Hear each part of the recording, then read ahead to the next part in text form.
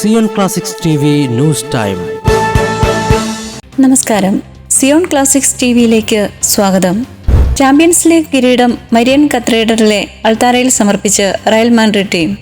Madrid വെംബ്ലിയിൽ UEFA champions league football ഫൈനലിൽ 15ാം യൂറോപ്യൻ കിരീടം ചൂടിയ റയൽ മാഡ്രിഡ് ടീം ദൈവ തിരുസന്നിധിയിൽ നന്ദി അർപ്പിക്കുവാനെത്തി. വെംബ്ലി സ്റ്റേഡിയത്തിൽ നടന്ന ഫൈനലിൽ ജർമ്മൻ ക്ലബ്ബായ ബൊറൂസിയ ഡോർട്ട്മുണ്ടിനെ പരാജയപ്പെടുത്തിയതിനെ തുടർന്ന് മാഡ്രിഡിലെ അൽമുദേന കത്തീഡ്രൽ ദേവാലയത്തിലെത്തി നന്ദി അർപ്പിച്ച് പ്രാർത്ഥിക്കുകയായിരുന്നു.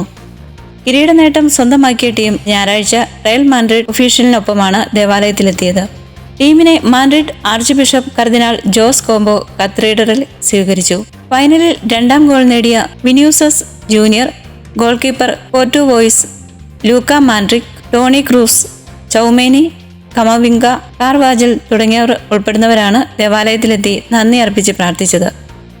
അവർ ലേഡി ഓഫ് അൽമുദേന എന്ന പേരിൽ അറിയപ്പെടുന്ന മാതാവിന്റെ തിരുസ്വരൂപത്തിന് മുന്നിൽ കിരീടം സമർപ്പിക്കുകയായിരുന്നു. ടീമിനെ അഭിനന്ദനം അറിയിക്കുന്നുവെന്നും മാഡ്രിഡിന്റെ രക്ഷാധികാരിയായ അൽമുദേനയിലെ കന്യകയുടെ മേലങ്കിയിൽ നിങ്ങൾ പ്രതിഷ്ഠിക്കുകയാണെന്നും ഒരു നല്ല അമ്മയെപ്പോലെ അവൾ തന്റെ പൈതങ്ങൾക്കും വിശ്വാസികൾക്കും അവിശ്വാസികൾക്കും വേണ്ടി മധ്യസ്ഥം വഹിക്കുകയാണെന്നും ആർച്ച് ബിഷപ്പ് പറഞ്ഞു. ദൈവമാതാവ് ഈ കിരീടത്തെ സ്വാഗതം ചെയ്യുന്നു. എല്ലാവർക്കും നല്ല പ്രകടനം തുടരാൻ ദൈവമാതാവിന്റെ മധ്യസ്ഥം സഹായകമായി മാറട്ടെയെന്നും ബിഷപ്പ് ആശംസിച്ചു.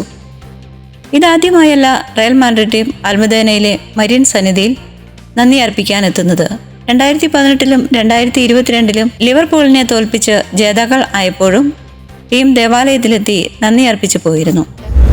കൂടുതൽ ക്രിസ്തീയ വാർത്തകൾക്കായി ഈ ചാനൽ മറക്കാതെ സബ്സ്ക്രൈബ് ചെയ്യുക.